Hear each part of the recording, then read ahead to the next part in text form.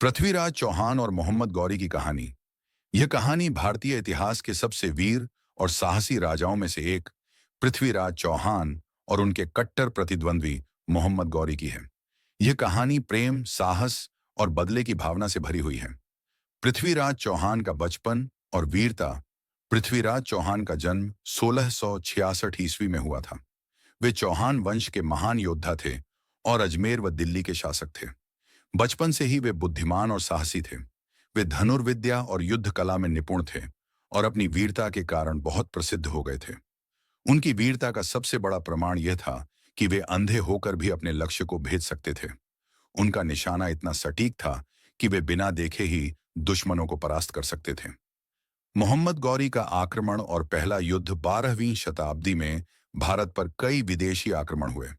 उन्हीं में से एक था मोहम्मद गौरी, जो गजनी का शासक था। उसकी नजर भारत की अपार संपत्ति पर थी।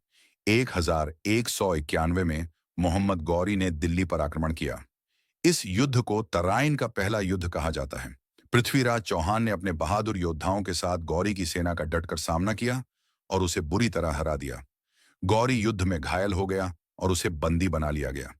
पृथ्वीराज चौहान के दरबारियों ने कहा कि गौरी को मार दिया जाए, लेकिन पृथ्वीराज ने एक महान राजा की तरह उसे क्षमा कर दिया और वापस गजनी भेज दिया। यह उनकी उदारता और वीरता का प्रतीक था।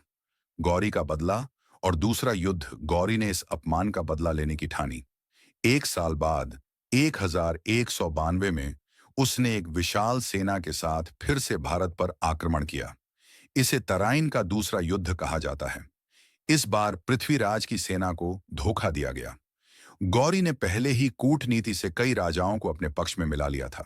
युद्ध में पृथ्वीराज की हार हुई और उन्हें बंदी बना लिया गया। पृथ्वीराज का अपमान और बदला। गौरी ने पृथ्वीराज को अपने दरबार में लाकर उन्हें अपमानित किया। उसने उनकी आंखें निकलवा दी ताकि वे जीवन भर अंधे रहकर कष्ट झेलें। लेकिन पृथ्वीराज चौहान ने हार नहीं मानी। उनके प्रिय कवि चंद भी उनके साथ थे। उन्होंने गौरी को धोखा देने की योजना बनाई। चंद ने गौरी से कहा कि पृथ्वीराज अंधे होकर भी तीर चला सकते हैं। गौरी ने उनकी परीक्षा लेने के लिए एक प्रतियोगिता रखी।